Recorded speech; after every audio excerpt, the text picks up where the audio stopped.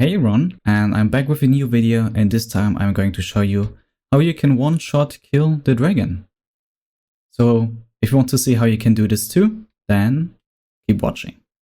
After the introduction, I think everyone wants now to know how you can make this bow which one-shots a dragon really easily, and we have to first decide, are we going to use the bow or are we going to use the crossbow?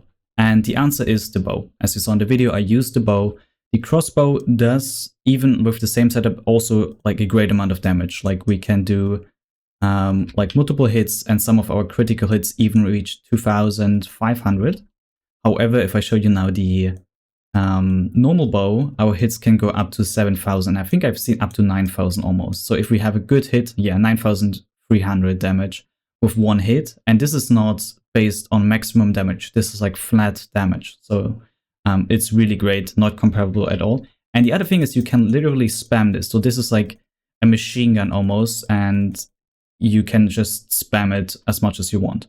So the winner is the bow in our case. However, one quick thing to say about this setup.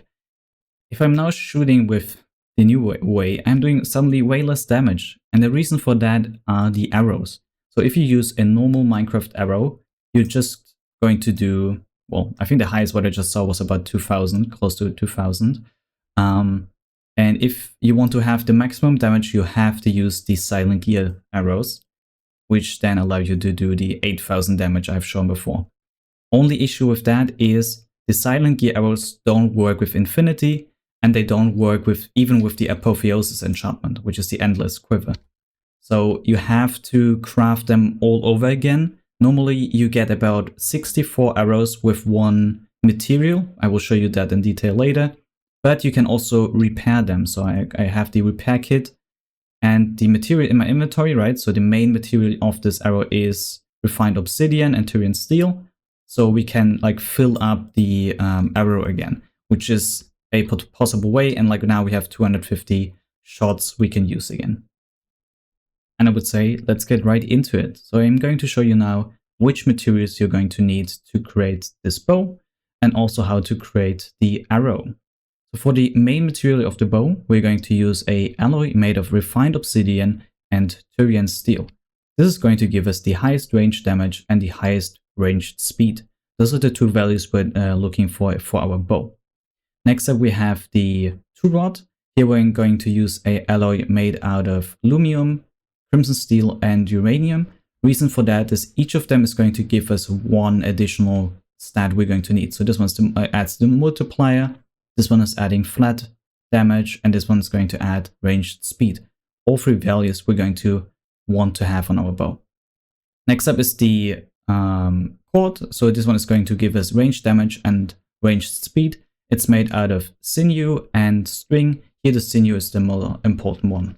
Next up we have the coating. Here we're going to use our typical netherite and firite alloy ingot, combining those two. Here actually the netherite one is the important one, since it's going to give us the range damage in general, and then by alloying the two of them together we get an even higher value.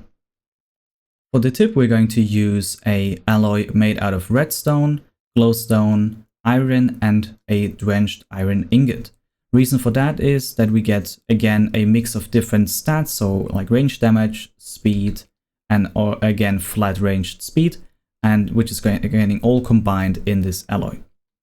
For the grip we're just going to use a basic phantom membrane, and for the binding we're going to use fine silk. Reason for both of them are the traits mostly.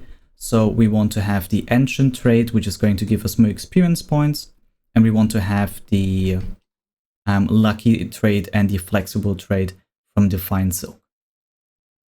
Now we're going to talk about the arrow. So for the arrow, we're going to use an alloy made out of Tyrian steel and azure electrum.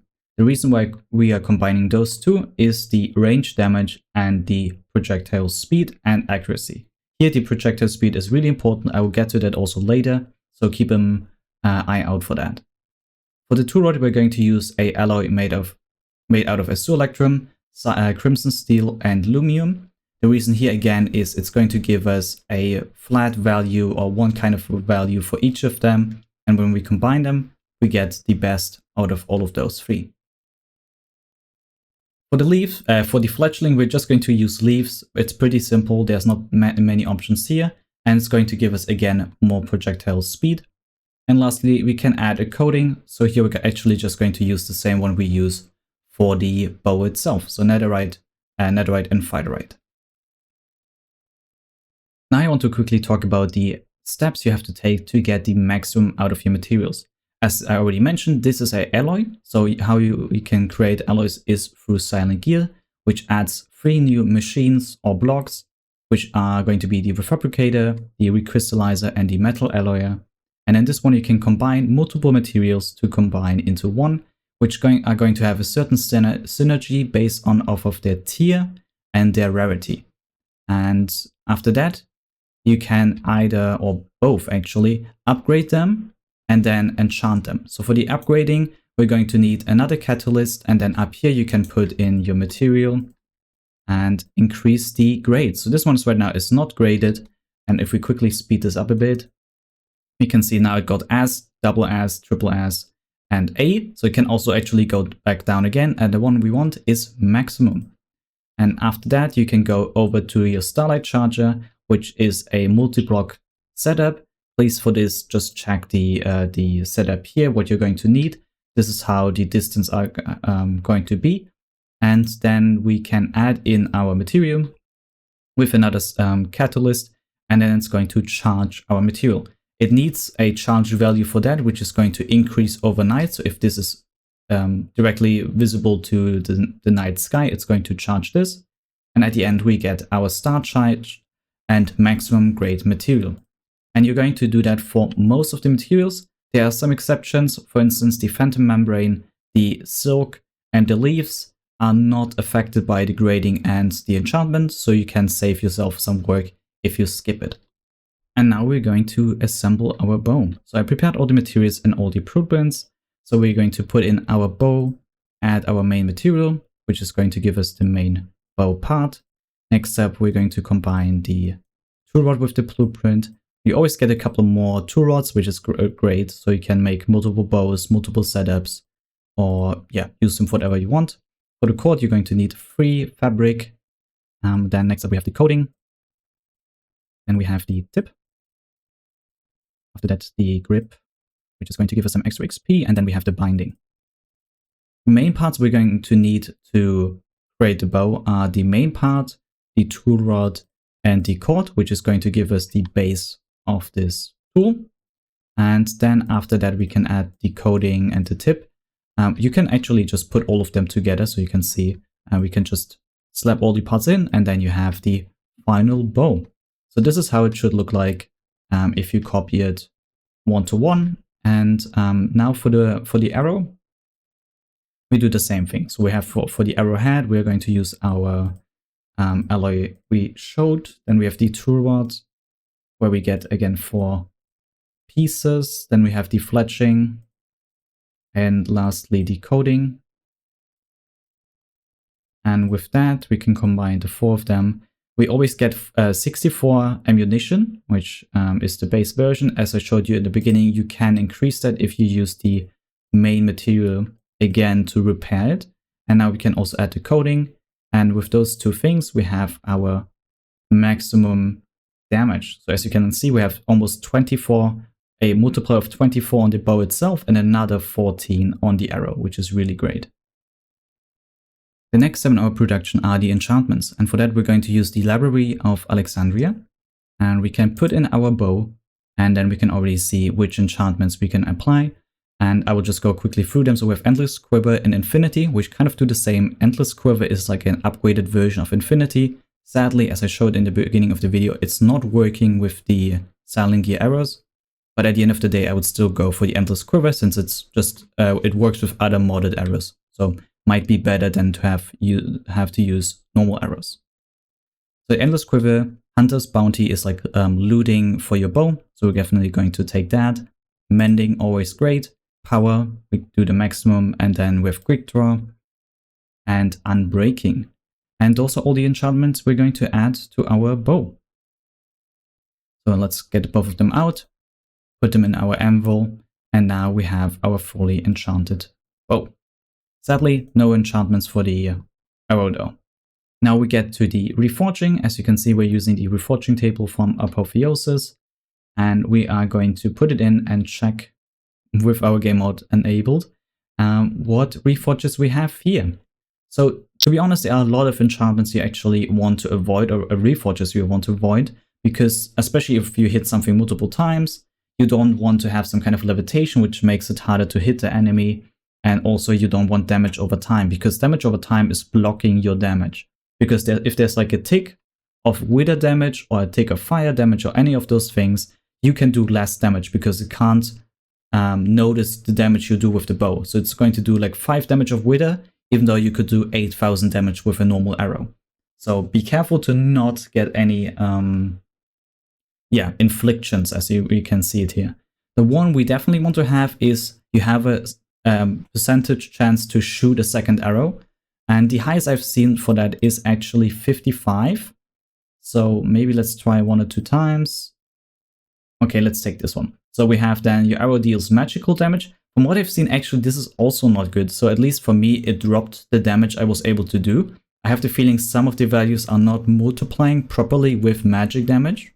So maybe also try to avoid this one, which is actually really hard. But yes, the important one is here, the second arrow. And then at the bottom, you have the 4 additional values we're going to get.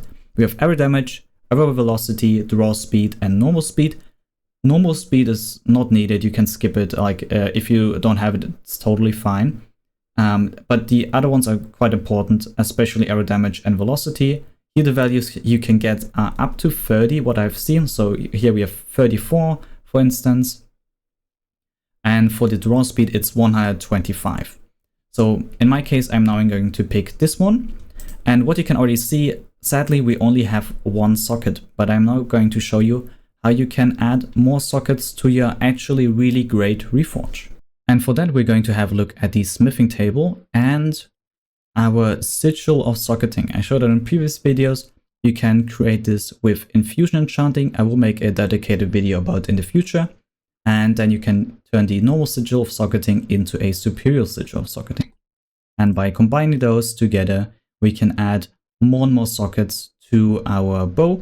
And actually the thing is, if we have below 3, I think we can add, we can add up to 3. If we add 1 more, it's not going to add more than that. So we can do 2 normal ones. So we can just do this and another time.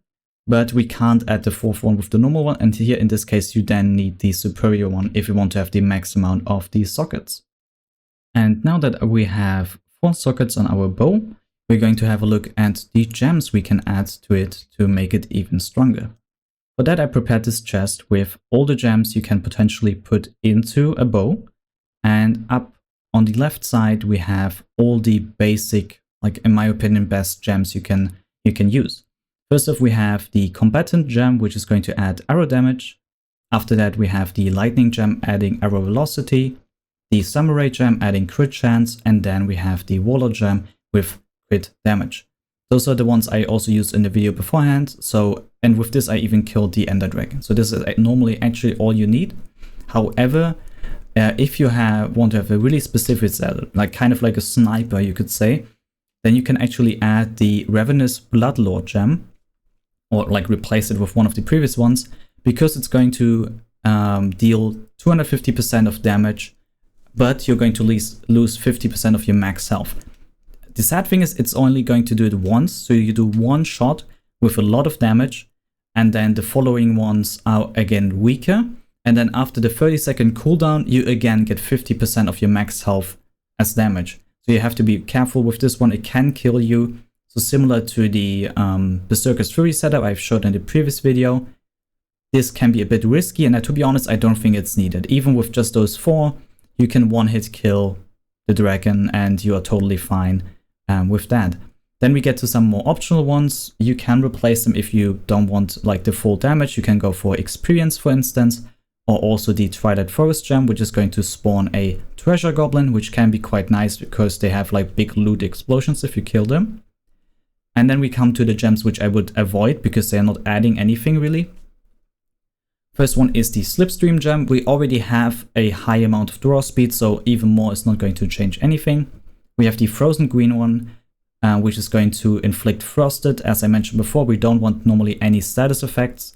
And I think just pure damage, like 50% more damage, is more valuable than slowing down an enemy, for instance. And then we come to the ones which have something like Protection, Pierce in the sense, which is just going to, if some like a different player, for instance, has Protection, you can then destroy 5 layers of protection and then do the damage after that.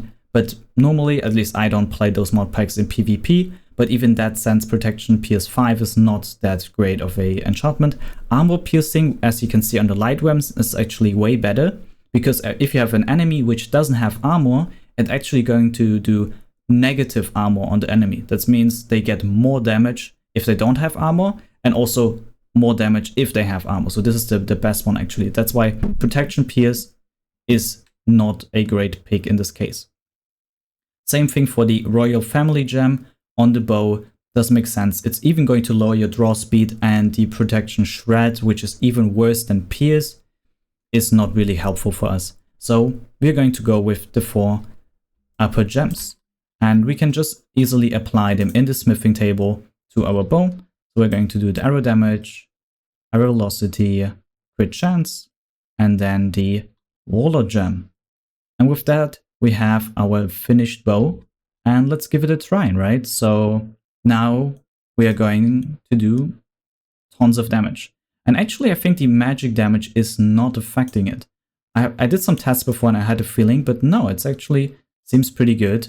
So this might be actually a secret tip, because magic damage is a separate type of damage in the game. And as you can see, for instance, this helmet is protecting you against magic damage. And if you play PvP, most likely people are not going to have a high value of magic protection, but more a high value of, for instance, normal like basic protection, physical protection, and stuff like that. So yeah, you can do the magic one, and then with the proper arrow, you can do up to 10,000 damage with one shot. And to wrap up this video, I'm going to quickly showcase this bow against a Piglich. So this is one of the mobs with the most health in the game, and sadly the elephant was reduced now. It only has 50 health, so the Piglich is the strongest one. It's sadly not properly showing the health that well in the corner, but as you can see, it has 5,000 health, and if we use our normal bow, we're going to do about 3,000 health, which is really great, because we're getting kind of blocked by this by his protection. And I'm also going to showcase the other bow, which is the one which does damage to us, which is going to just one-hit kill him very easily. So yeah, this is one option. As I can show again, if you do it after the first shot, it's not doing the damage again, but then you can just quickly kill him in the corner. Oh wait, now we have him. And yeah, you can also just spam the shooting, and you can easily kill Pigliches if you want to. So yeah, this is it for the video about the best ranged weapon you can make in Older Mods 8 with Silent Gear and Apotheosis. I really hope you liked the video. If yes, I would really appreciate if you left a like. And if you have any other questions, or if you want to make any recommendations for future videos, please leave a comment. And if you don't want to miss any of the videos where I'm going to showcase how to optimize and min-max everything in this game, then I would recommend you to subscribe to the channel. Thank you, and bye.